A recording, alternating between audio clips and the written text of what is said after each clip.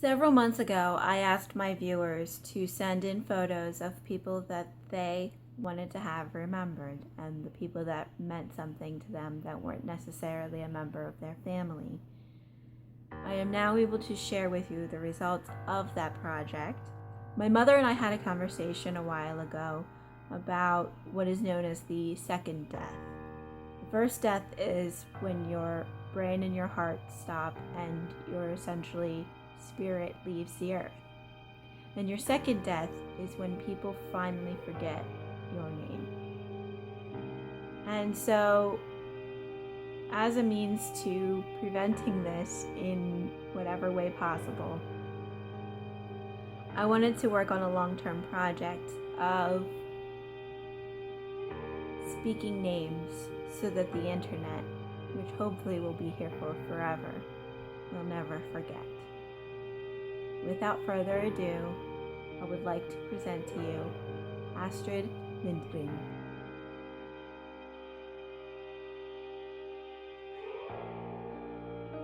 I chose to send you this beautiful picture of Astrid Lindgren. She was a very famous and great Swedish authoress who wrote many children's books that are very popular in Germany.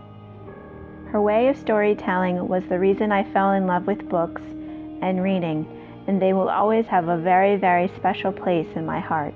There are many books that mean a lot to me, but I think that the books that I read as a child just had a much bigger influence on me, my personality, and my life than any other books could have now. My mother read them to me and my siblings several times when we were still in kindergarten, and what I find fascinating is that I can still read them now and almost feel the same about them as I felt when I was 4.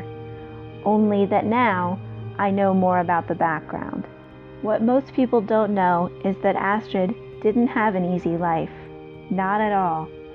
She went through a lot of troubles and experienced things that I wouldn't wish on anybody, but the children in her books all live in an unharmed world like she did as a child. Her books are full of love, warmth, security, joy, freedom, and innocence. For her, writing was a way of escaping reality. In 2014, my family and I spent our holiday in Sweden, and we also visited the house where she grew up. It was a very bittersweet experience. She was born November 1907 and died January 2002 when I was 2 years old. If I ever have children, I will read her books to them and hope that they will have the same glimmer in their eyes that I had and will always have while reading myself into those wonderful worlds she created for us. So Astrid Lindgren, I speak your name.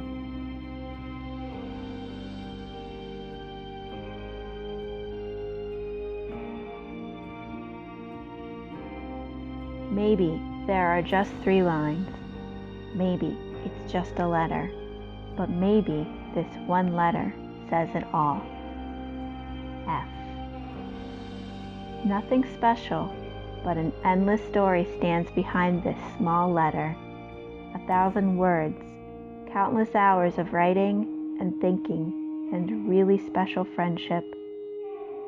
All combined in a simple symbol which has changed my life and stands for a great person, even if this person sometimes didn't want to hear how special she is.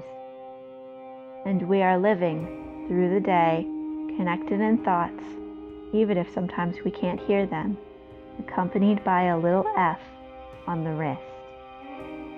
Yes, maybe it is crazy. Maybe we are crazy. But as Alice in Wonderland said, the best people usually are. And so, Paula Luigi Lubardi, I speak your name. If you would like to send me pictures, I no longer have a P.O. box. So if you can send me a digital picture, if you have words that you would like to accompany, like I said, I want this to be a long-term project.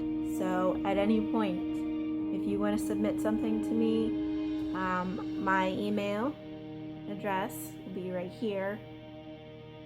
So go ahead, send me an email. If you follow me on any social media and you want to direct message me that way, you can do that too. But yeah, I want this to be a thing, and I want this to be a thing that never goes away. And thank you for watching. See you next week.